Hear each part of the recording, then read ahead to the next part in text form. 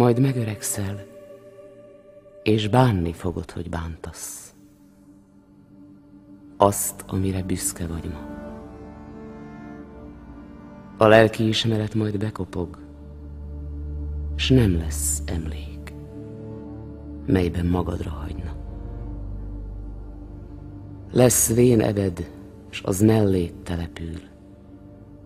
Nappal pihensz majd, széken szunyókálva, mert éjjel félni fogsz majd egyedül.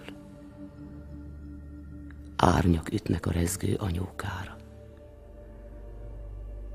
Az öreg kutya néha majd nyafog, de a szobában csend lesz, csupa rend lesz.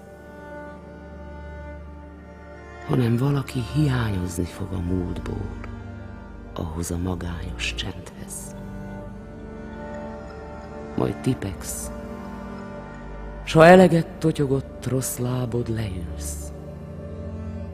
Fönn aranykeretben áll ifjú képed, hozzámotyogod. Nem öleltem meg, hiszen nem szerettem. Mit is tehettem volna? Kérdezed. De fogatlan szád már nem válaszolhat, s ki a nap előtt lehúnyott szemed, alig várod, hogy feljöjjön a holdad. Mert ha elalszol, ugrál majd az ágy, mint a csikó, hogy a hámot levesse.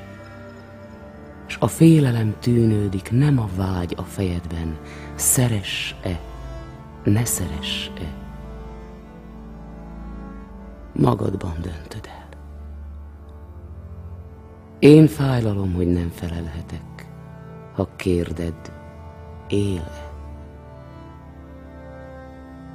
Mert elfárad bennem a fájdalom, elalszik, mint a gyermek, s én is vélem.